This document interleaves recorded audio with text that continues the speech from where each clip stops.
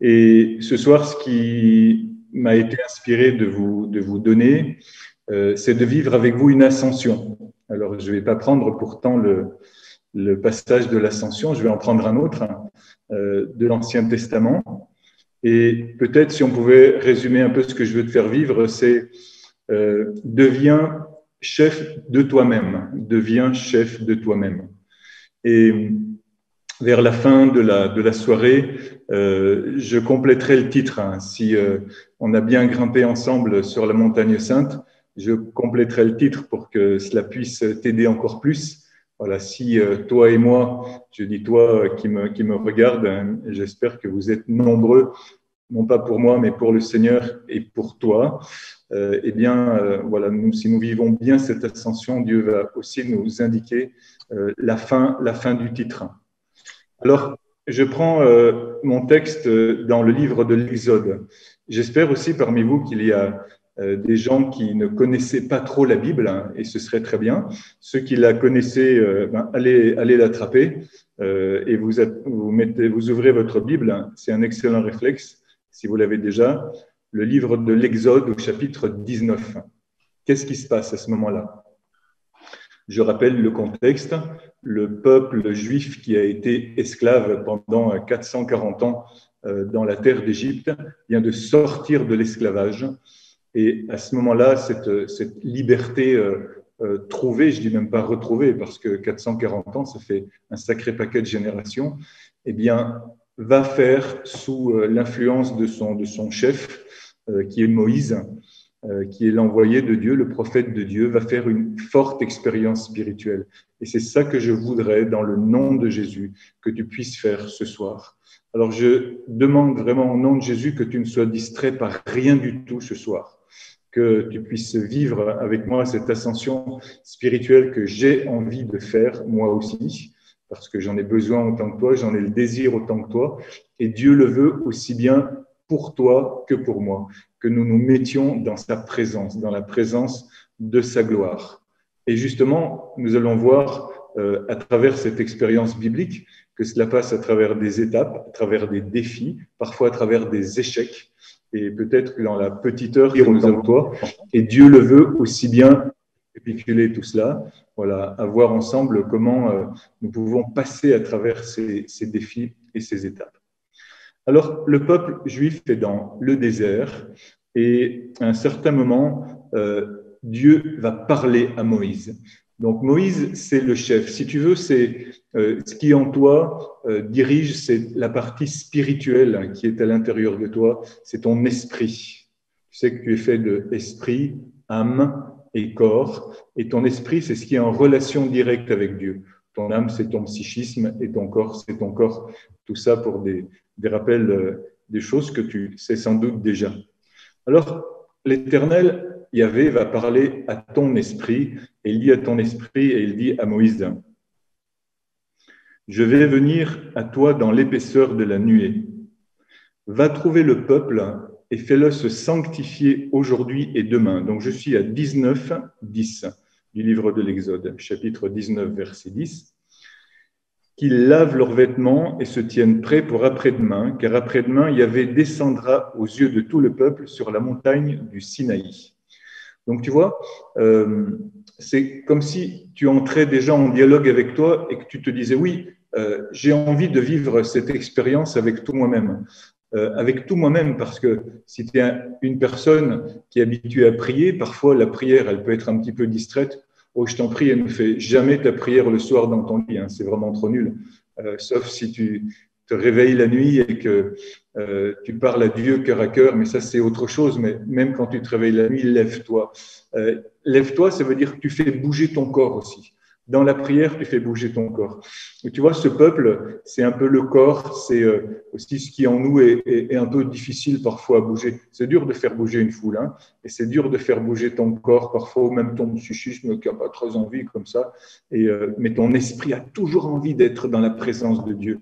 C'est là où Yahvé parle à Moïse. Et ensuite, Dieu ajoute, délimite le pourtour de la montagne. C'est là où Moïse va monter. Gardez-vous de gravir la montagne et même d'en toucher le bord. Quiconque touchera la montagne sera mis à mort.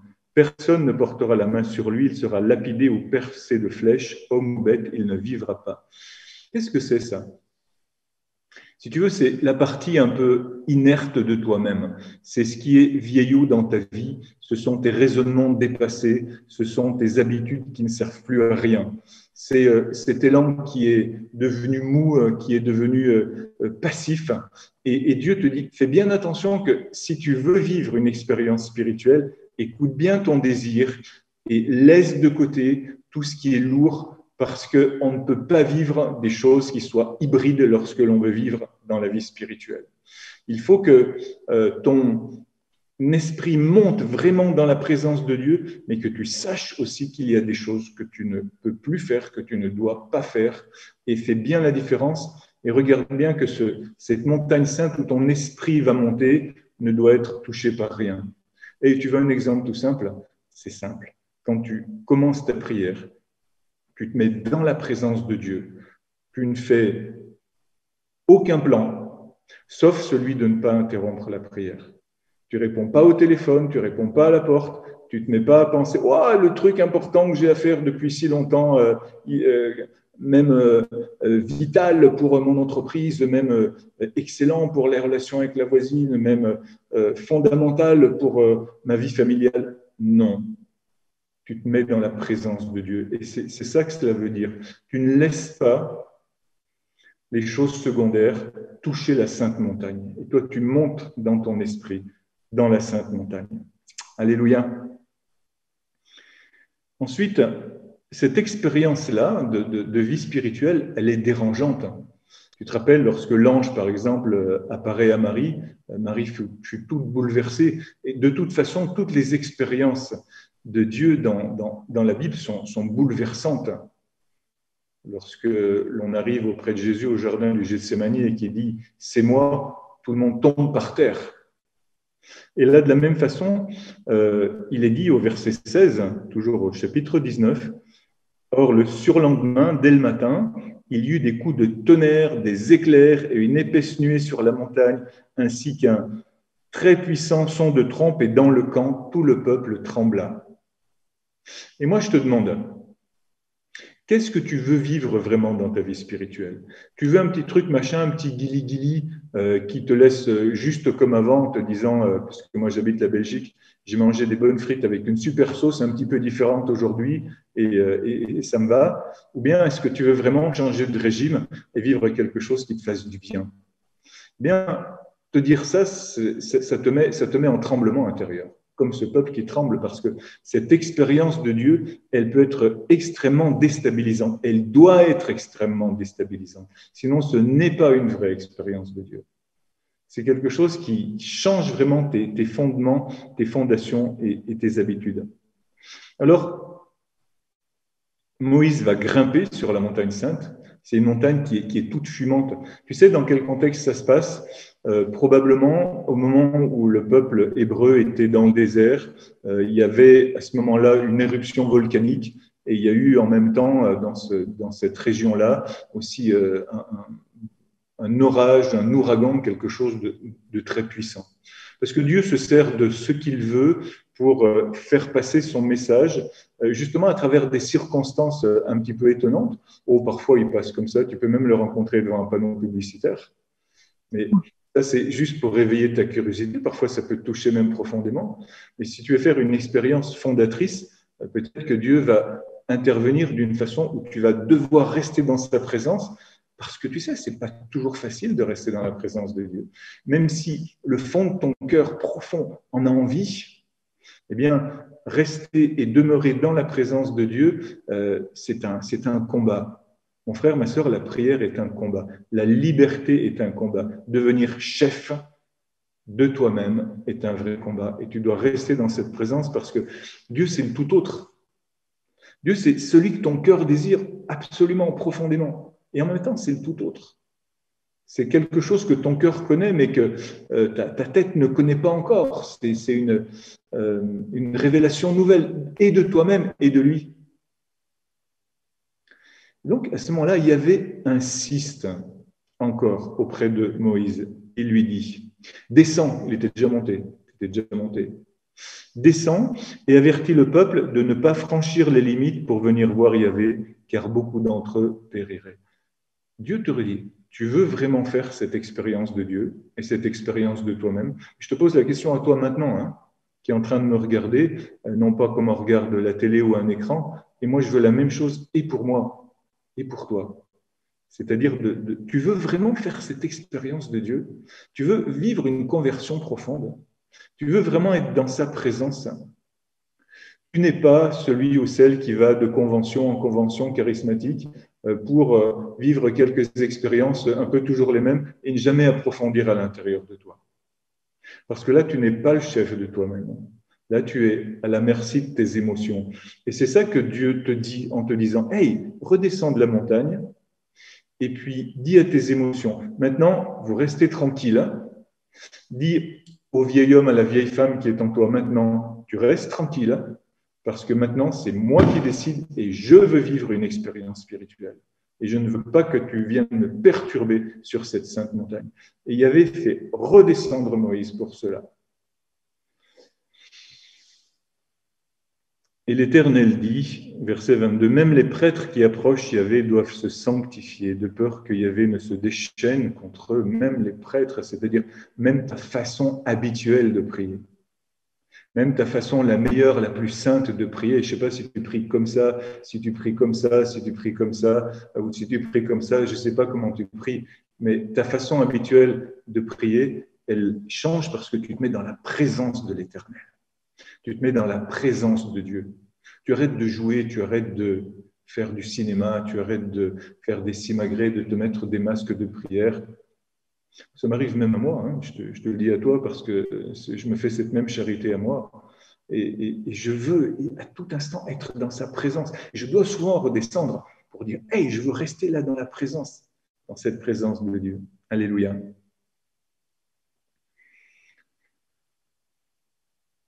C'est là, à ce moment-là, lorsque Moïse est dans cette présence qu'il reçoit le fameux décalogue, c'est-à-dire les 10 commandements. Tu iras le relire au chapitre 20, mais les 10 commandements commencent par « Je suis l'Éternel, ton Dieu, qui t'ai fait sortir du pays d'Égypte, de la maison de servitude.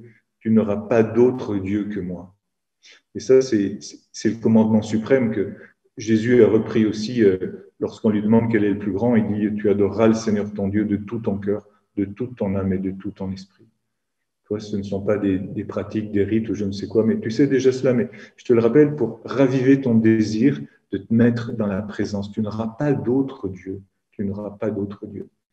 Et Dieu, lorsque tu es dans cette expérience-là de lui, à chaque fois, il va te donner des révélations. Et tu vois, ce qui est important dans l'histoire des 10 commandements, c'est que ces trucs-là, il faut que tu les écrives, il faut que tu les graves sur les tables de pierre de ton cœur, qui va devenir un cœur de chair pour le coup. Parce que, avant toute chose, ta loi, c'est Jésus lui-même. Tu n'as qu'une seule loi, c'est Jésus. Et à chaque fois que tu fais ces expériences-là où Dieu te donne des médiations de ce qu'il veut te dire à travers justement des paroles, des motions, écris-les. Écris-les même physiquement sur ton GSM, sur ton téléphone portable, sur ton petit carnet. Moi, j'ai un petit carnet toujours dans ma poche où j'écris. Écris-les. Et ça veut dire quoi, décalogue? Ça veut dire qu'il y a des choses que tu décides sur lesquelles tu ne reviens pas. Lorsque tu avances dans la vie spirituelle, tu fais sauter des ponts derrière toi pour être sûr de ne pas y revenir. Tu fais des gestes d'alliance. Il y a des lieux d'alliance avec Dieu sur lesquels tu ne reviens pas. Et ça donne du goût à la vie spirituelle. Parce que ça t'empêche de revenir sans cesse sur les mêmes choses. Ou si tu y reviens, tu reviens d'une façon différente parce que tu t'aperçois que tu as une visuelle plus élevée. Donc c'est là où Dieu te donne ces points de repère qui sont extrêmement précieux pour toi. Alors, bon, tu as toujours ta Bible et on va sauter maintenant au chapitre 32. Alors, tu tournes un peu de page dans ta belle Bible. Moi, j'utilise la Bible de Jérusalem, comme tu as pu l'entendre avec cette tradition, cette traduction. Alors, qu'est-ce qui se passe? Maintenant, Moïse est au sommet de la montagne, puis il va y rester longtemps. Il faut que tu restes longtemps dans la prière. Il faut que tu restes longtemps dans la présence de Dieu. Alors, ça n'empêche pas qu'il y a des moments où tu y restes tout le temps. C'est bizarre ce que je viens de dire. Non, il y a des moments où il faut que tu restes tout le temps. C'est-à-dire que tu prends conscience que tu es là avec Dieu. C'est dans le tram, c'est dans le bus, c'est dans les embouteillages. Comme ça, tu peux bénir Dieu. C'est quand tu es même dans tes cours, quand tu es dans ton boulot, employé ou patron, tu es dans la présence. Ok, tu bénis Dieu toujours. Mais lorsque tu prends du temps sur la montagne sainte, aussi tu y restes, tu y demeures. Et ça, c'est valide aussi pour les 24 heures que tu passes. C'est pour ça que Paul dit prier sans cesse, prier sans interruption. C'est-à-dire que tu restes dans la présence, tu pratiques la présence de Dieu. Ce qui fait qu'à un certain moment, les autres tendances à l'intérieur de toi, ce qui sont tes habitudes, tes envies, tes désirs habituels, commencent à murmurer puis à être mal à l'aise et à s'impatienter. Tes désirs habituels. Et c'est là où tu commences à être le chef de toi-même. Quand tu t'aperçois qu'il y a des trucs qui bougent et qui ne devraient pas bouger parce que tu n'as pas envie qu'elles bougent. Alors, on est au chapitre 32. Quand le peuple vit que Moïse tardait à descendre de la montagne, le peuple s'assembla auprès d'Aaron et lui dit « Allons, fais-nous un Dieu qui aille devant nous, car ce Moïse-là, l'homme qui nous a fait monter du pays d'Égypte, nous ne savons pas ce qui lui est arrivé. » Aaron leur répondit « Ôtez les anneaux d'or qui sont aux oreilles de vos femmes, de vos fils et de vos filles, apportez-les-moi. » Tout le peuple ôta les anneaux d'or qui étaient à leurs oreilles, ils les apportèrent à Aaron. Il reçut l'or de leurs mains, le fit fondre dans un moule et en fit une statue de veau. Alors ils dirent, voici ton Dieu Israël, celui qui t'a fait monter du pays d'Égypte. Les biblistes disent que, évidemment, changer Dieu avec l'image d'un veau, déjà en soi, c'est absolument blasphématoire. Et voilà, ça reprend des cultes qui sont autour du bassin méditerranéen, dans ce Moyen-Orient antique, là. Il y avait beaucoup de ces, du côté oriental, donc, beaucoup de ces pratiques-là. Mais aussi, le veau, c'est en général ce qui était le piédestal des statues païennes. Donc, c'est même pas une statue en elle-même, c'est le piédestal de la statue. Vraiment, ils sont tombés bien bas. Ils sont tombés bien bas. Pourquoi? Parce qu'ils n'ont pas eu cette patience, cette persévérance. Qu'est-ce que tu fais, mon frère, ma sœur, quand tu éprouves l'absence de Dieu? Qu'est-ce que tu fais quand tu éprouves l'absence de Dieu? Tu sais que Dieu écrit, on dit qu'il écrit droit sur des lignes courbes. Je pense que j'ai déjà dit ça, tu sais. Et ces lignes courbes, ce sont les hauts et les bas de la vie spirituelle, hein, les consolations et les désolations. Mais Dieu, il écrit droit là-dessus. Même si tu es dans une désolation profonde, même si tu ne sens pas Dieu, Dieu, il est toujours là à écrire droit dans ta vie spirituelle. Il faut que tu t'habitues à cela et à rester dans la présence, même si tu ne le sens pas. Dans cette attente du retour de Dieu, parce que d'une façon ou d'une autre, il va revenir dans ta vie, soit d'une façon extérieure avec les œuvres qu'il va faire à travers toi, même si tu n'as aucun ressenti spirituel, il n'y a pas d'importance.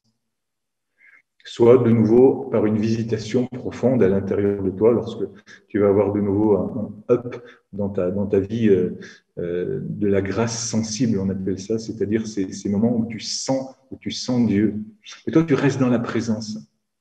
Et souvent, dans ces moments-là, au contraire, on se fait un veau d'or. Je sais pas, on va se bouffer une frite, ou bien on se met un petit film, ou bien on retombe dans... Voilà, ça c'est des habitudes anodines, mais t'en as qui sont quand même beaucoup plus graves. On retombe dans le péché, et ça c'est le péché absolument grave de l'idolâtrie, ou d'une religiosité qui t'apporte rien, d'un rite. Tu peux même aller à la messe peut-être, tu peux même aller au temple, aller au culte, mais tu n'es pas dans la présence, tu retombes dans une ritualité, dans un ritualisme, et ton culte au temple et ta messe à l'église peuvent être pleins de Dieu, même si tu ne le sens pas, ou vides de Dieu, parce que tu cherches d'autre chose que la présence.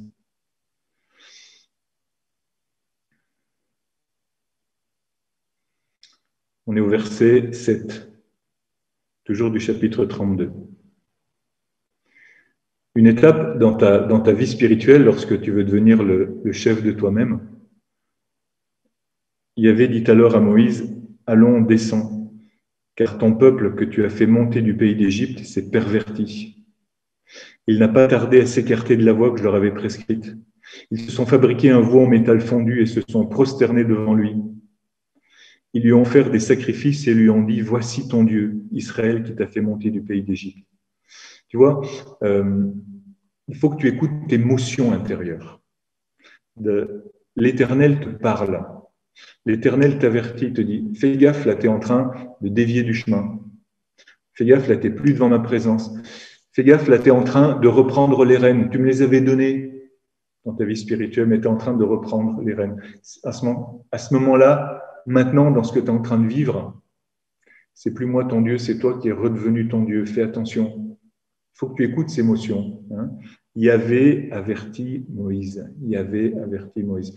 Dieu avertit ta partie spirituelle. Reprends l'autorité, redeviens chef. Va voir ce qui se passe dans tes parties intérieures et inférieures. Mets de l'ordre à l'intérieur de toi-même.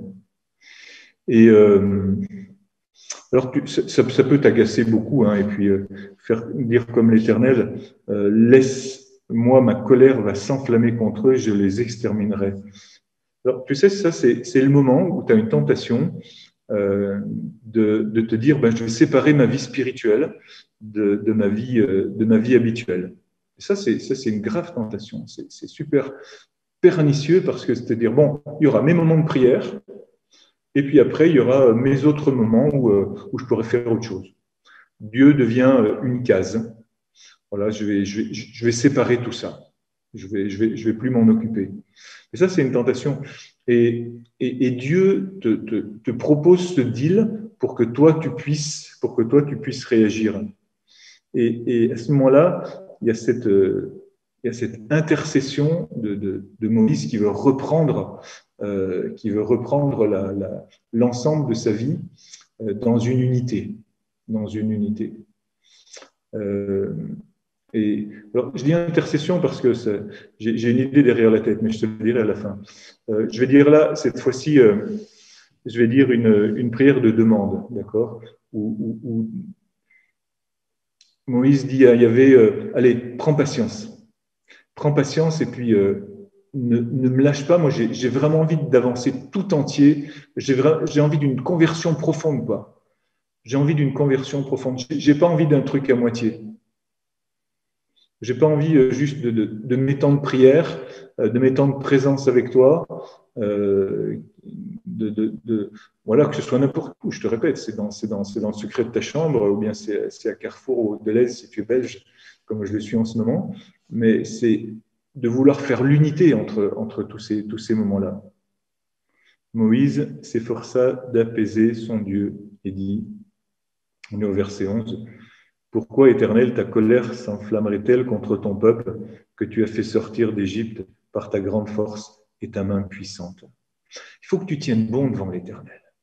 Il faut que tu tiennes bon lorsque tes parties plus psychiques de ta vie, tout ce qui est ta vie habituelle, a envie de reprendre le dessus. Il faut que tu tiennes bon dans la prière. Il faut que tu tiennes bon devant l'Éternel. Et que tu lui dises, mais Seigneur, moi je veux vivre cette unité profonde à l'intérieur de moi-même. Reviens de ta colère ardente, renonce au mal que tu voulais faire à ton peuple.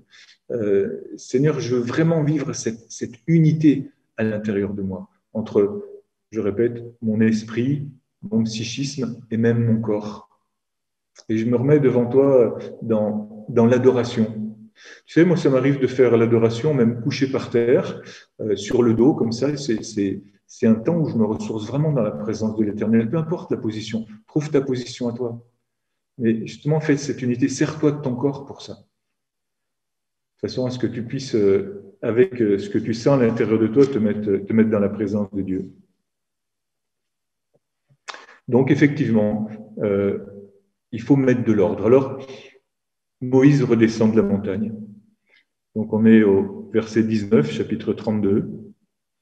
où là, Moïse va vivre une sainte colère. Il va péter les plombs, et c'est très bien, parce que parfois, il faut toi aussi que tu pètes les plombs. Et voici qu'en approchant du camp, il aperçut le veau et les chœurs de danse. Moïse s'enflamma de colère, il jeta de sa main les tables et les brisa au pied de la montagne, parce que tu vois, là, il va falloir que tu passes à une autre dimension spirituelle. Il prit le veau qu'ils avaient fabriqué, le brûla au feu, le moulut en poudre fine, en saupoudra la surface de l'eau qu'il fit boire aux Israélites. Ça, c'est la sainte colère.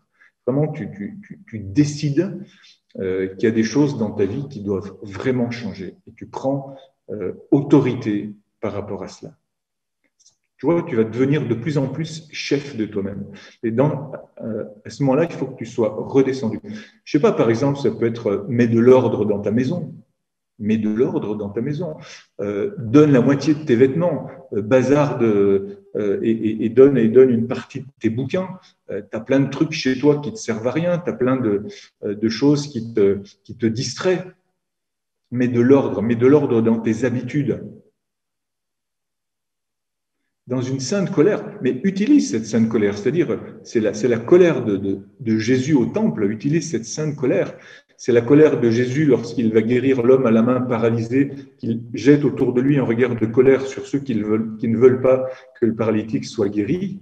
C'est une sainte colère qui fait descendre la bénédiction de Dieu, parce que le temple de Dieu, qui est l'homme, qui est le cœur de l'homme, ou qui était le temple de Jérusalem dans sa version extérieure, a été profané par des choses extérieures. C'est une sainte colère. Il faut que de temps en temps, tu aies cette sainte colère pour Dieu. Et elle est par rapport à des choses que tu vis à l'intérieur de toi. À l'intérieur de toi. On arrive au verset 25. Moïse vit que le peuple s'était déchaîné car Aaron les avait abandonnés à la honte. Aaron, c'est le grand prêtre. Parce qu'il était resté en bas, donc toi, c'est le grand prêtre dans sa bonne version, la version de celui qui est l'intermédiaire. C'est ta façon de prier, c'est ton bon désir de prière qui, à un certain moment, abandonne. Parce que c'est trop long, parce que il y a une promesse de nouveauté, mais elle n'arrive pas. Il faut que tu tiennes bon, mon frère, ma sœur. Il faut que tu tiennes bon dans ton désir. Écoute le désir de Dieu, écoute ton désir à toi. Il faut que tu tiennes bon dans ce désir d'être sur la montagne sainte, de devenir le chef de toi-même. Et je répète, ça commence par ta prière. Mais ça touche aussi, ça impacte ta façon de manger, ta façon de t'habiller. Il faut que tu tiennes bon. Et là, Moïse dit à Aaron, mais tu as abandonné ce peuple. C'est-à-dire que tu n'as plus été responsable de ta présence devant Dieu. Alors là, il va se passer un truc phénoménal, vraiment hallucinant. Verset 25.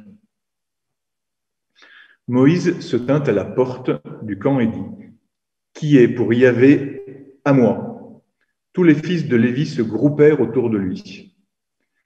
Je continue. Il leur dit, « Ainsi parle l'Éternel, le Dieu d'Israël. Saignez chacun votre épée sur votre hanche, allez et venez dans le camp de porte en porte, et tuez qui son frère, qui son ami, qui son proche. » Les fils de Lévi firent ce que Moïse avait dit, et du peuple, il tomba ce jour-là environ 3000 hommes. Moïse dit, vous êtes aujourd'hui conféré l'investiture pour Yahvé, qui au prix de son fils, qui au prix de son frère, de sorte qu'il vous donne aujourd'hui la bénédiction. C'est dingue, hein, cette tribu de Lévi, qui vont devenir les prêtres, les sacrificateurs, parce qu'il restait des opposants au projet de Dieu et qui voulaient rester dans l'idolâtrie. Et l'idolâtrie, c'est grave, hein, parce que dans les cultes antiques, l'idolâtrie, ça voulait dire les sacrifices d'enfants, ça voulait dire l'adultère, ça voulait dire la prostitution. C'est ça l'idolâtrie, hein, c'est pas juste changer un cadre avec un autre, hein, c'est un style de vie répugnant, délétère, qui porte à la mort. Et donc ceux-là qui s'opposaient sont tués par leurs propres pères, frères, etc. Parce qu'ils sont vraiment des sacrificateurs, ils font les sacrifices de leur propre fils, de leur propre père. Ça, c'est historique, parce que là, il s'agit pour tout un peuple, ils sont au moins 2 millions, ces gens-là, hein, parce qu'on sait qu'il y a 600 000 fantassins, ça veut dire que quand je dis 2 millions, c'est au bas mot, hein, c'est 3 ou 4 sans doute, parce qu'ils avaient beaucoup d'enfants, hein, peut-être 5 millions, et conduire un peuple tout entier comme ça à travers le désert, t'imagines, mais c'est une responsabilité de dingue, parce que l'enjeu est qu'ils puissent entrer dans la terre promise et devenir le peuple saint. C'est le même enjeu pour toi. Et aujourd'hui, où nous entrons et nous sommes en plein dans une époque de barbarie, c'est le même enjeu pour toi. Alors, qu'est-ce qu'il s'agit de tuer? Eh bien, le vieil homme à l'intérieur de nous, la vieille femme à l'intérieur de nous, c'est-à-dire ce qui est encore ancré justement dans cette répugnance où on vit dans une espèce de cloaque, où on est en acquaintance avec les forces du mal parce qu'on ne veut pas Dieu.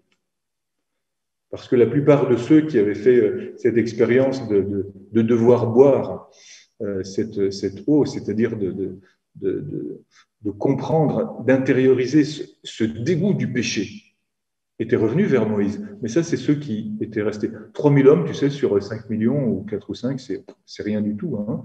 Mais c'est important qu'à l'intérieur de toi, parce que c'est ça dont il s'agit, à l'intérieur de toi, tu fasses le deuil. Tu fasses le deuil de ce qui doit être dégommé, que tu le choisisses, que tu choisisses de mettre à mort ces habitudes, ces mensonges aussi, parce qu'il y a des mensonges sur ta vie, en te disant que tu n'es pas capable de le faire, en te disant que c'est un idéal trop élevé pour toi, en te disant que tu n'es pas à la hauteur, en te disant que ça ne vaut pas la peine. Il faut que tu sais, le vieil homme, il ne faut pas juste le dégommer comme ça, il faut vraiment le tuer, le vieil homme. Parce que c'est un menteur. C'est le père du mensonge à l'intérieur de toi te dit que tu n'as pas besoin de vie spirituelle, tu n'es pas capable de vie spirituelle, et donc tu ne sauras pas la transmettre.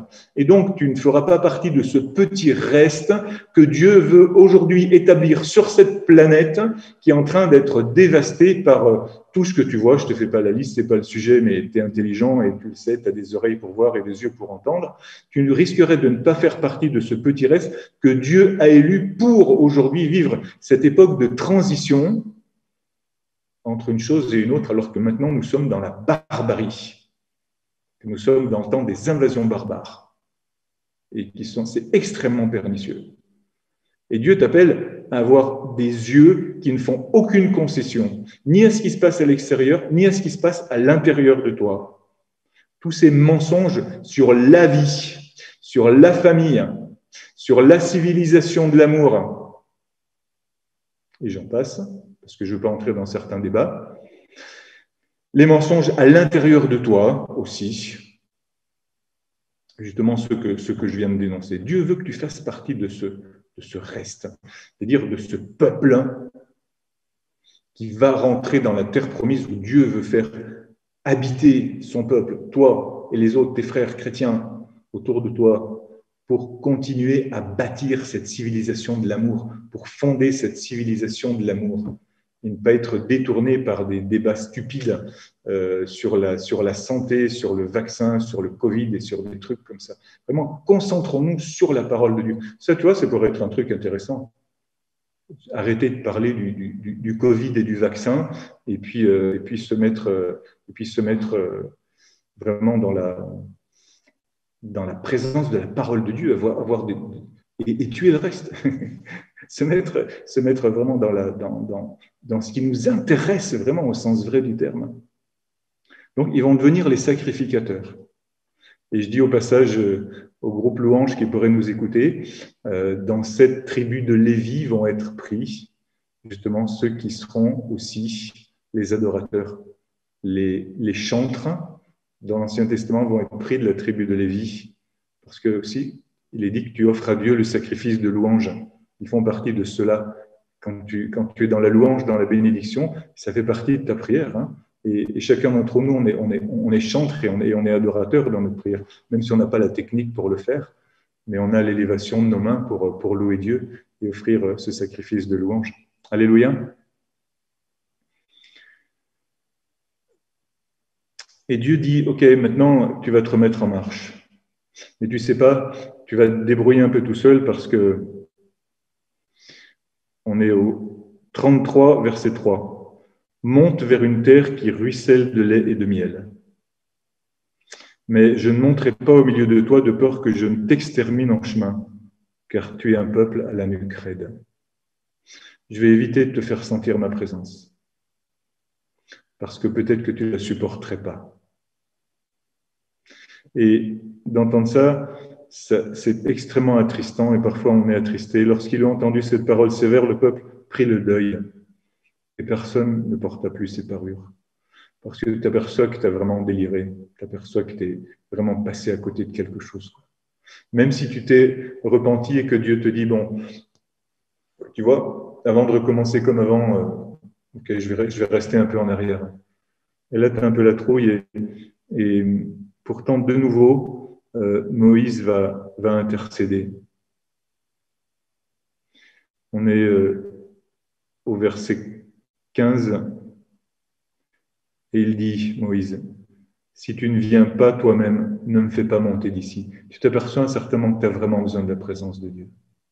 Tu as vraiment besoin de cette expérience-là. Et demande la présence de Dieu. Demande de rester en sa présence. Et même si tu ne le sens pas, continue de demander. Frappe à la porte du ciel. Continue de demander. Continue de demander. Et dans tout ce que tu fais, quoi que ce soit, demande la grâce de Dieu. Demande toujours que cette grâce te soit assurée. Je te répète, même si tu ne la sens pas, dis à Dieu, je te demande, et même si je ne ressens pas que tu es là, je sais que tu es là. Mais je te demande d'être dans ta présence. Et là, tu avances dans la vie spirituelle. Et tu ne te laisses pas distraire. Et c'est le moment où peut-être, même si tu es au milieu d'un peuple, tu veux faire une expérience personnelle, particulière. Et c'est ce que fait Moïse à ce moment-là. Moïse, il va faire cette demande à Dieu. On est au verset 18. Moïse dit, fais-moi de grâce voir ta gloire. C'est extrêmement audacieux pour quelqu'un de l'Ancien Testament. Fais-moi voir ta gloire. Et l'Éternel dit, je ferai passer devant toi toute ma beauté et je prononcerai devant toi le nom de Yahvé. Je fais grâce à qui je fais grâce et j'ai pitié de qui j'ai pitié. Mais tu ne peux pas voir ma face car l'homme ne peut pas me voir et vivre. L'Éternel dit encore, voici une place près de moi, tu te tiendras sur le rocher. Quand passera ma gloire, je te mettrai dans la fente du rocher, je te couvrirai de ma main jusqu'à ce que je sois passé. Puis j'écarterai ma main et tu verras mon dos, mais ma face, on ne peut pas la voir. Tu sais, moi, je vis souvent ces expériences dans les jours de fête, où je suis dans la présence de Dieu et je sens et je sais qu'il est là, mais je voudrais le sentir tellement 1000 fois plus, 1 milliard de fois plus. Puis quand la fête est passée, je me dis, c'est vrai, il a été là, et je n'ai pas pu le voir face à face, et pourtant j'ai senti qu'il était là. Alors ça me fait désirer encore plus le paradis. Mais c'est vrai que le voir face à face, c'est mon désir et en même temps c'est impossible. Et pourtant, on est au verset 6 du chapitre 34. Yahvé passa devant lui et il cria, l'Éternel, l'Éternel, Dieu de tendresse et de pitié, lent à la colère, riche en grâce et en fidélité, qui garde sa grâce à des milliers, tolère faute, transgression et péché, mais ne laisse rien impuni et châtie les fautes. Aussitôt, Moïse tomba à genoux sur le sol et se prosterna, puis il dit, si vraiment, Seigneur, j'ai trouvé grâce à tes yeux, que mon Seigneur veuille bien aller au milieu de nous. Tu vois, tu as ces moments de gloire, là, ces moments il faut que tu goûtes ça vraiment. Il faut que tu le désires, il faut que tu le goûtes parce que Dieu peut vraiment faire ça dans ta vie. Demande-le. Et au milieu de tes activités, parce que pour Moïse, c'est une tâche historique, c'est un appel. Mais au milieu de tout ça, goûte ces temps personnels avec Dieu. Je te dirai peut-être un peu plus après si on a le temps, parce que je vois que le temps passe très vite. J'espère qu'il passe vite pour toi aussi, parce que je voudrais vraiment te communiquer ce désir-là, tu vois. Et quand tu vis quelque chose, je sais pas, dans ton entreprise, dans ton école, dans ta maison, voilà, et tu es peut-être obligé de rester en ta maison et tu as des choses à faire, même lorsque tu fais du taf en visuel, en visio. Demande à Dieu de te faire goûter sa présence. Demande le truc impossible, quelque chose qui va être au milieu des épreuves, tu vois, mais pas comme consolation, parce que tu l'aimes. Fais-moi voir ta gloire, Seigneur. Tiens, mets une main sur ton cœur maintenant. Père du ciel, je te demande vraiment que mon frère, ma sœur, là, qui m'écoute, puisse voir ta gloire. Je te demande de déconfiner son cœur, Père du ciel, afin qu'il puisse avoir ce désir, et dès qu'il y a le désir, il y a aussi l'exaucement. Alors, au nom de Jésus-Christ, mon frère, ma sœur, que ton cœur soit puissamment ouvert à désirer voir la gloire de Dieu, mais d'un désir absolu, vrai. Et j'ai l'image en priant pour toi maintenant qu'il y a comme des coquilles, des écorces qui tombent pour que ton cœur mis à nu, tout étonné, se dise, mais c'est vraiment cela que je veux. Oui, c'est vraiment cela que tu veux, cœur. Cœur, c'est vraiment cela que tu veux. Âme, esprit, c'est vraiment cela que tu veux. Et en cela, les corps aussi sont guéris. Reçois par le nom de Jésus ce désir de voir la gloire de Dieu. Maintenant, reçois-le en puissance maintenant. Et que cette grâce continue de grandir en toi par le nom de Jésus. Amen.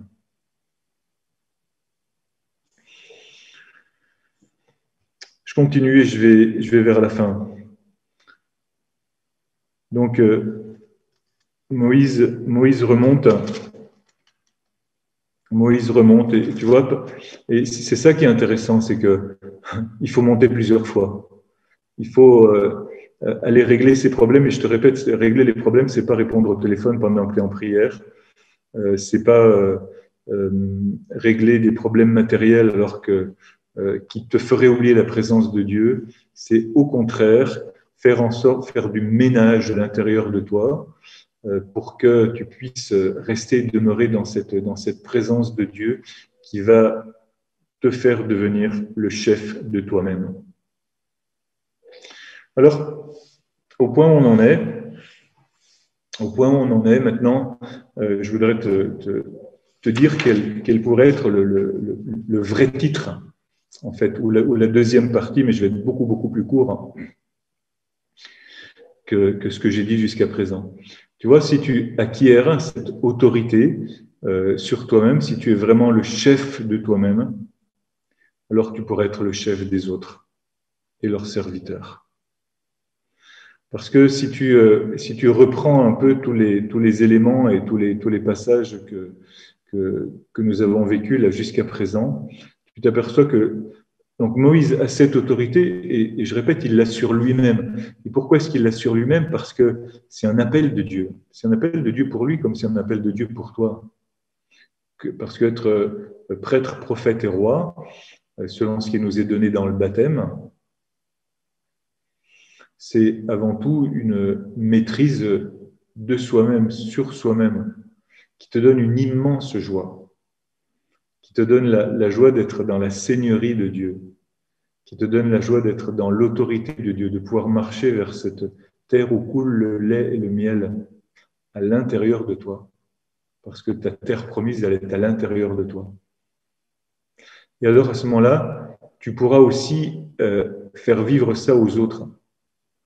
Et maintenant, je m'adresse à ceux qui sont en responsabilité, par exemple, pour être plus précis, mais je m'adresse aussi à tout le monde et à toi qui m'écoute, qui peut-être te dit, moi je suis en responsabilité de personne. C'est pas vrai, hein.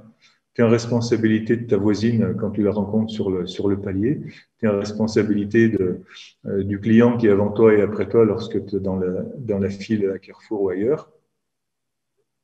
Je n'ai pas été payé par Carrefour, hein, mais j'aime bien les Carrefours de civilisation. Alors, tu vois, tu as autorité, par exemple, bon, si tu es un éducateur, si tu es un parent, si tu es un prêtre, si tu es un pasteur, si tu es responsable de Bourg Esplendie, si tu es chef d'un groupe de prière, voilà, tu es en responsabilité. Si tu es un intercesseur pour te protéger, etc. D'accord? En fait, tu es toujours responsable de quelqu'un. Et si tu es chef de toi-même, tu vas pouvoir être chef aussi des autres et tu vas pouvoir avec moi parcourir Alors, maintenant, je le fais flash, d'accord? Parce que tu es une personne intelligente et tu comprends que tout ce qui a été vécu pour toi et par toi maintenant, tu vas pouvoir l'appliquer. Donc, si tu es chef, tu sais, écouter la parole de Dieu, écouter Dieu, tu as la vision. Si tu es chef, tu as la vision. Moïse, il a la vision de ce que tu veux faire dans ton entreprise, dans ta famille, là où tu veux emmener ta voisine, etc. Tu as la vision. Tu as accès à des données qui te sont révélées, que les autres n'ont pas. Les autres, c'est le peuple qui est laissé au bas de la montagne. Tu me suis, ça va? Ensuite, tu reçois des directives inspirées, parce que Dieu te parle directement, ce qu'on appelle la grâce d'État. Tu as cette oreille ouverte par Dieu, parce que lorsqu'il te confie une mission, et je te répète, tu as une mission, hein, t'endors pas, hein, quand tu es je répète, même quand tu es au cinéma ou chez le médecin, tu as une mission d'ouvrir les yeux, les oreilles, pour voir prophétiquement là où Dieu veut entraîner cette personne. Dieu te le montre. Et tu es son chef, c'est-à-dire tu es son guide. Et tu ne te perds pas La parole de Dieu dit ne perdez pas votre temps en salutations, tu sais, en restant dans ce niveau des gentillesses où on perd notre temps qui ne sert à rien du tout. On est juste en train soit de dire des banalités, soit pire encore de capter l'attention et la bienveillance de l'autre. Non, tu es en mission à ce moment-là. À chaque fois que tu rencontres quelqu'un, si tes yeux prophétiques sont ouverts, si tes oreilles prophétiques sont ouvertes, alors ta bouche prophétique sera ouverte, alors ton cœur prophétique se mettra en marche. Donc tu reçois des directives inspirées, comme Moïse. Le chef d'entreprise, comme celui qui a n'importe quelle responsabilité, il fait des heures sup. Moïse, il fait des heures sup, il reste 40 jours et 40 nuits. Et il jeûne. Il y a plein de trucs que tu aimerais faire et parce que tu es là, tu fais ce que tu dois faire, tu tiens ta mission, tu écoutes les directives de Dieu et tu restes là. Abraham avait vécu ça aussi, tu te rappelles, lorsqu'il avait fait ce sacrifice-là et qu'il devait rester et qu'il avait peur et que la nuit commençait à tomber, il devait chasser les rapaces. Tu fais des heures sup et tu tiens bon. Ensuite, tu intercèdes. Le chef, il intercède pour réparer, pour sauver. C'est chef d'entreprise, ça veut dire aussi pour ne pas licencier, par exemple. Et c'est-à-dire que tu vas contre la logique humaine des choses où tu as envie de te débarrasser des trucs. Non, non, tu intercèdes, tu as envie de ne plus penser à des choses. Non, tu intercèdes, tu te tiens debout, tu intercèdes.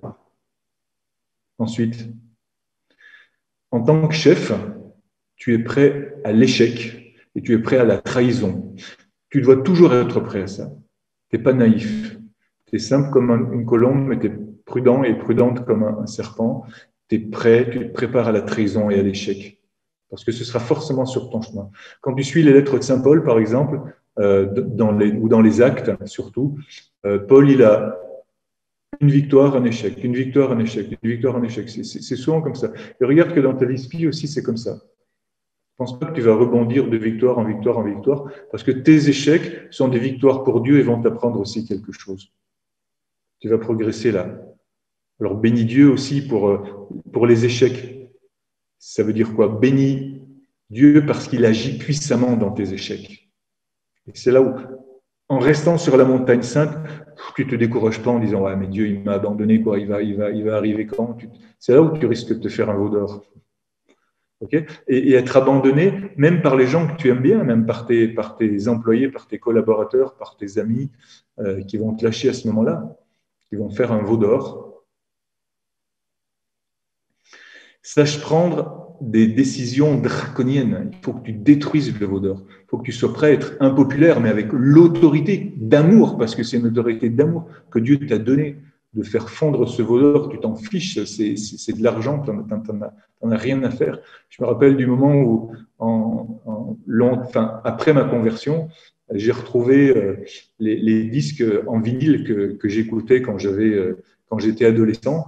Aujourd'hui, ça vaut une fortune, ces trucs-là. Je te dis même pas les titres parce que peut-être que tu les écoutais toi aussi quand tu avais mon âge. Je ne sais pas quel âge tu as maintenant, mais si tu es jeune, ne va surtout pas les acheter. D'une part parce que ça vaut cher et d'autre part parce que c'est vraiment pas l'œuvre de Dieu. Mais j'ai pris ces disques en vinyle et je les ai pétés au marteau. Il y en avait une infinité. Et mon père était à côté de moi. Il me disait, mais Daniel, tu es sûr de faire ce que tu fais parce que c'est tout ça.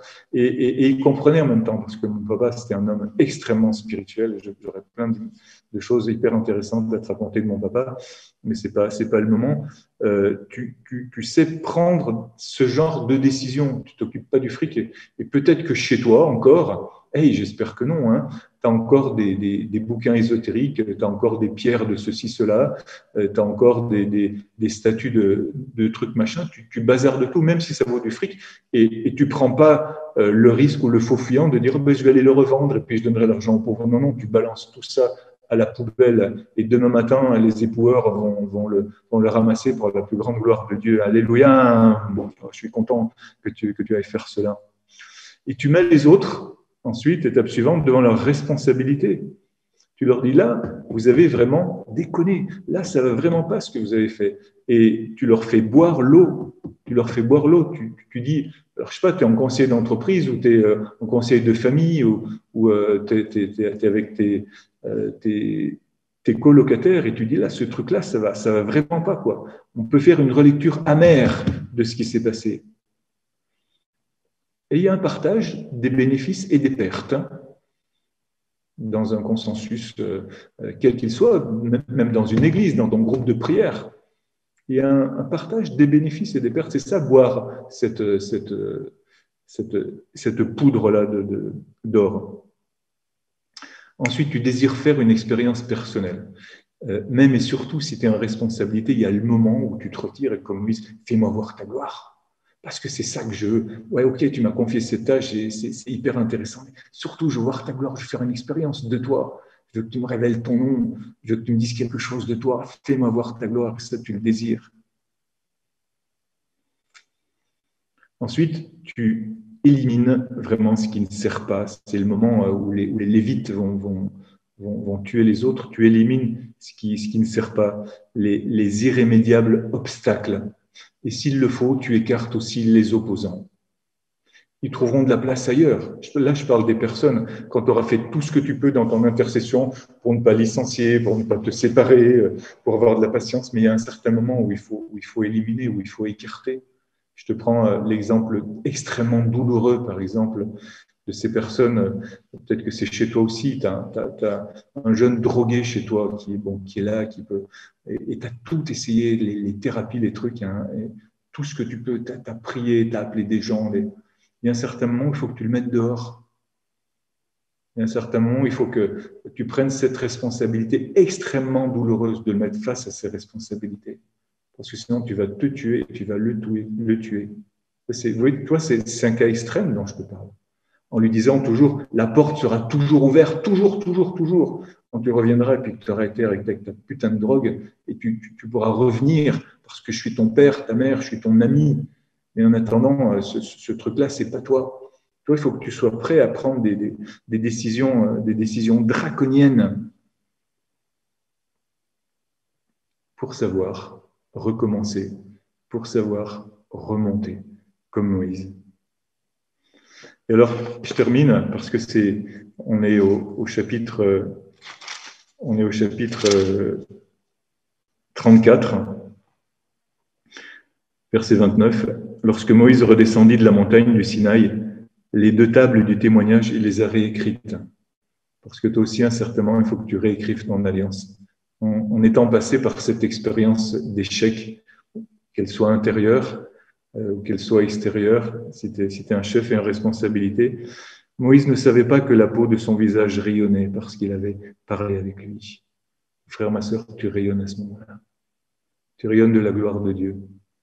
Tu rayonnes de la transfiguration. Tu rayonnes de la résurrection lorsque tu es passé par la mort avec Jésus. Lorsque tu es passé par l'échec. Tu rayonnes. Aaron et tous les Israélites virent Moïse et voici que la peau de son visage rayonnait. Et ils avaient peur de l'approcher. Et toi-même aussi, Peut-être que tu as peur de cette nouvelle réalité qui est en toi, mais tu es appelé à la vivre, cette réalité. Et quand je dis appeler, c'est le mot juste parce que Moïse, à ce moment-là, appelle d'abord Aaron et ses proches. À ce moment-là, il se rapproche, tu vois, c'est tout ce qui est proche de toi. Puis après, tout le peuple. Et quand tu es un chef, c'est pareil, lorsque tu as fait cette expérience d'échec, parce qu'un chef, il est très souvent seul, parce qu'il a fait cette expérience de solitude avec Dieu. Lorsque toi, dans ta vie spirituelle, tu as fait aussi cette expérience de proximité avec Dieu, alors tu peux te rassembler en toi-même. Et dans ta dimension de chef extérieur, tu peux rassembler les autres. Tu as reçu l'autorité. Tu as reçu l'autorité d'amour. Parce que tu es chef de toi-même, alors tu es chef aussi des autres. Et je te rappelle, chef, c'est chef et serviteur. C'est roi et serviteur, comme Jésus, qui est le paradigme, le modèle des rois et des serviteurs. Et il te lave les pieds. Et en même temps, parce qu'il te lave les pieds, il sait marcher devant toi, donc être ton chef vers la Sainte Montagne. Alléluia. Je vais prier pour toi maintenant. Je vais prier pour toi pour que tu puisses vivre cette dimension-là d'abord de désir. Alors mets encore une fois une main sur ton cœur. Esprit Saint, au nom de Jésus, Esprit de Jésus et du Père, Esprit Saint envoyé par le Père, descend dans les cœurs maintenant.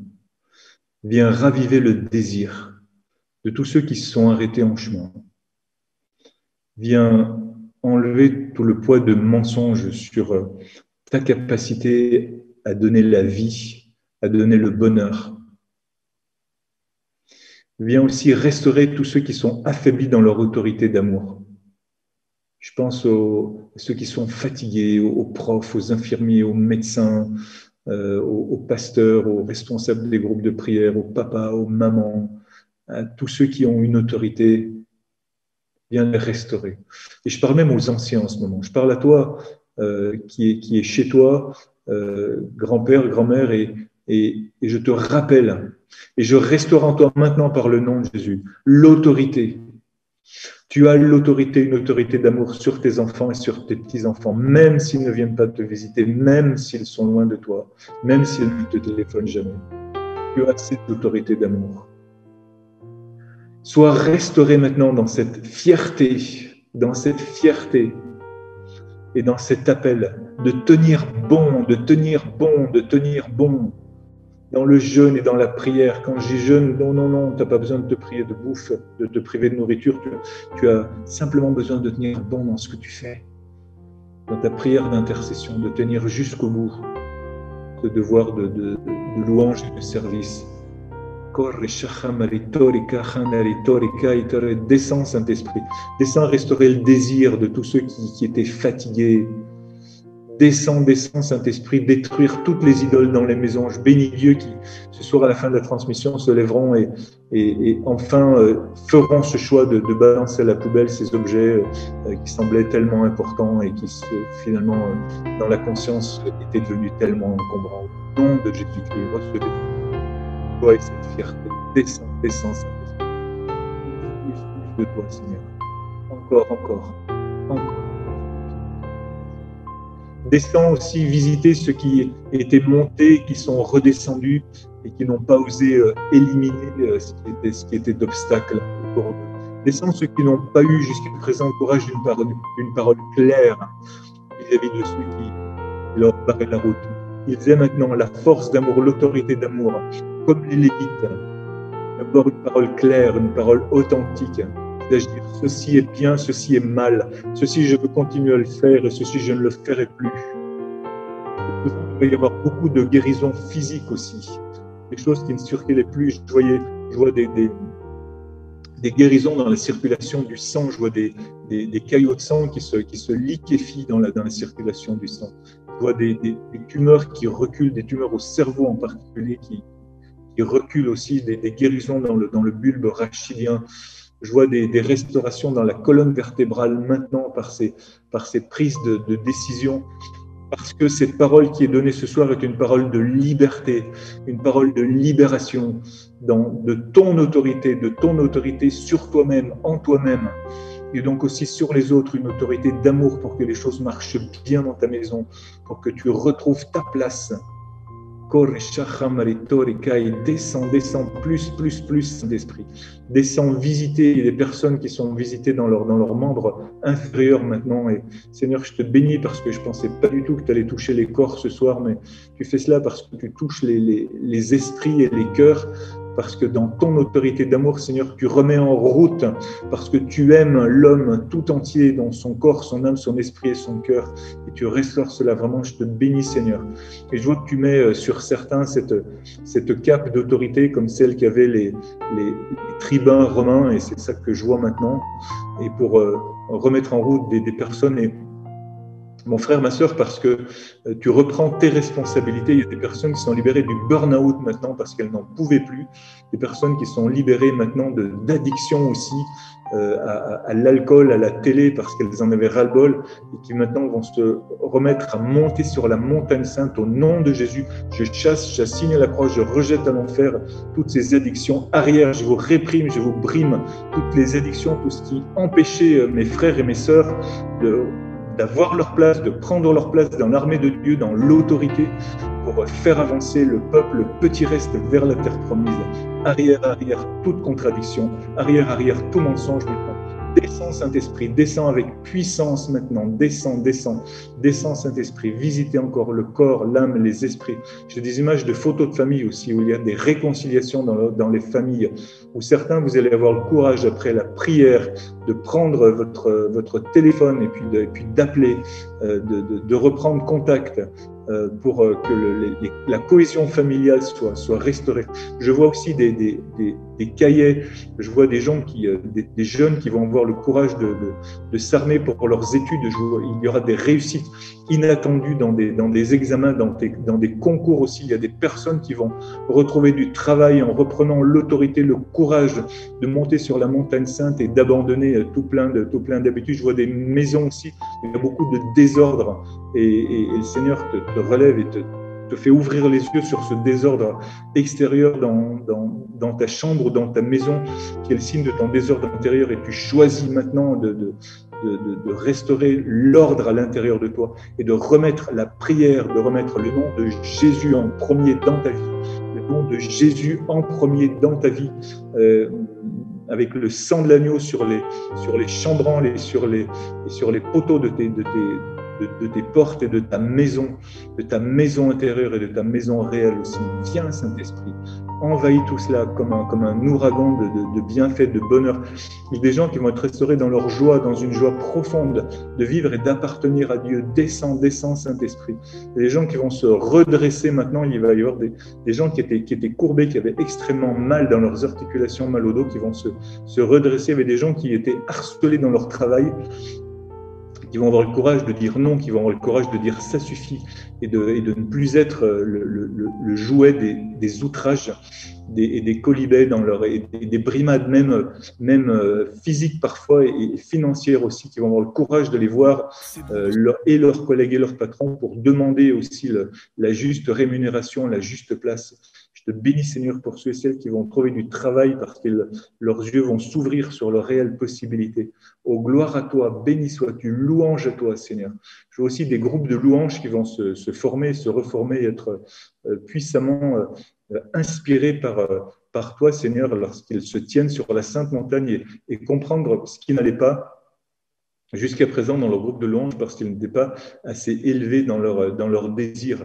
Viens, Saint-Esprit. Je vois aussi encore d'autres guérisons dans les membres inférieurs, des articulations, des choses très douloureuses. Je vois quelqu'un qui est guéri sur la cuisse, avec quelque chose qui était presque du domaine de la gangrène, et quelque chose qui est guéri maintenant. J'ai le mot fœtus. Il y a des femmes peut-être qui sont en danger de gravidité et qui sont de gestation et qui sont en train d'être fortifiées maintenant. Oui, ça ira jusqu'au bout. Sois tranquille. Je vois des cordons ombilicaux qui sont enlevés des couples. L'accouchement sera facile et sera possible. Je vois des mamans qui attendaient, qui n'arrivent pas à avoir des enfants. Tu auras un enfant, tu auras un enfant, tu auras un enfant, il viendra. Descend. Je vois des poumons qui sont guéris, qui sont restaurés. Maintenant. Montez sur la montagne, montez tous avec Moïse. Montez sur la montagne. Soyez restaurés dans votre fierté, que soit éliminé de vos pensées, toutes les mauvaises nouvelles, tout ce qui est dit à propos du futur de la planète et de tout ça. Oui, nous avons lutté, mais oui, nous serons vainqueurs, vraiment, que soient éliminés dans vos têtes tous ces discours de pessimisme, maintenant par le nom puissant de Jésus, que soient éliminées aussi les erreurs d'évaluation sur la situation actuelle, parce que Jésus est puissant, Jésus est puissant. Et sa parole est élevée au-dessus de tout. Merci Saint-Esprit. Merci pour ta présence. Merci pour ta gloire. Merci. Nous brisons aussi l'esprit de mort. Il y en a qui sont tentés par le suicide et qui prennent trop de médicaments. Arrière tout cela. Arrière esprit de mort. Arrière esprit de suicide. Toute tentation à l'enfer maintenant. Et arrêtez avec ces addictions de médicaments. Vivez cela en vraie relation avec vos médecins, dans un suivi médical. Et mettez par-dessus tout, encore une fois, la parole de Dieu. Je vois une personne qui s'était brûlée aussi sur un fourneau, sur un feu, des guérisons de brûlures aussi, des guérisons de maladies orphelines aussi. Descends, Saint-Esprit. Des guérisons des os, de maladies des os. Oh, Seigneur, sois béni pour l'effusion puissante de ta gloire ce soir. Descends, Saint-Esprit. Gloire à toi, Seigneur des vivants. Louange à toi pour tout ce que tu accomplis, tout ce que tu restaures aussi dans l'unité. Des personnes qui avaient des douleurs cervicales, des personnes qui avaient des insomnies, des cauchemars. Viens Saint-Esprit, des personnes qui avaient des acouphènes ou des sourds qui vont réentendre maintenant. Viens Saint-Esprit, viens Saint-Esprit. Des guérisons dans les intestins aussi. Amen Seigneur, plus de toi. Des guérisons de sclérose en plaques aussi. Viens Saint-Esprit. Viens Saint-Esprit, béni sois-tu Seigneur. Louange à toi, gloire à toi. Merci parce que je vois encore que tu remets des couronnes de gloire et de royauté. Encore une fois, tu me remontres ça Seigneur pour ces personnes qui avaient perdu leur dignité. Et cette dignité est redonnée. Merci Saint-Esprit Seigneur, toi qui éteins le rire des moqueurs et qui restaure la dignité des vainqueurs par la croix. Amen, amen, amen. Merci Seigneur. Et je déclare devant l'Éternel que toutes ces paroles sont vraies. Je déclare que ce soir, toutes ces paroles m'ont été données, révélées en vision très clairement maintenant pendant que je parlais, que le Seigneur a fait même beaucoup plus, et je le dis dans la foi, absolument beaucoup plus que ce que j'ai pu dire. Alors maintenant, que chacun continue avec une main sur son cœur de demander maintenant personnellement ce qu'il désire. Et soyez exaucés par le nom de Jésus. Soyez exaucés par l'ascension de Jésus sur la croix. Exaucés par l'ascension, la glorification de Jésus dans le ciel. Recevez maintenant l'exaucement, la guérison, la délivrance, la puissance, l'autorité en vous-même et sur les autres, dans la responsabilité qui vous est donnée par Dieu. Recevez maintenant par le nom de Jésus. Recevez, accueillez et vivez les désirs les plus fous.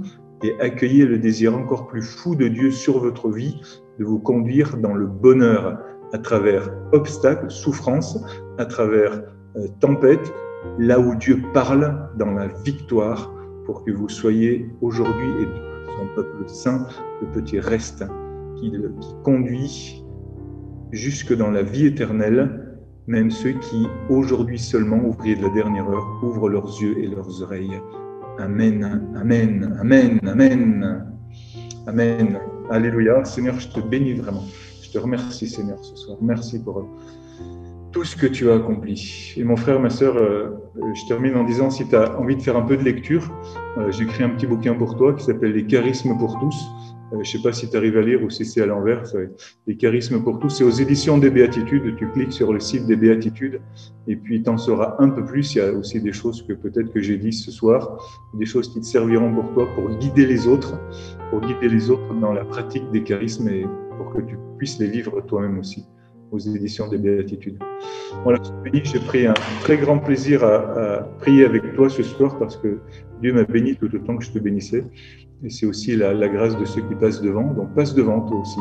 passe devant pour conduire tes frères et tes sœurs vers la terre promise. Alléluia, Amen.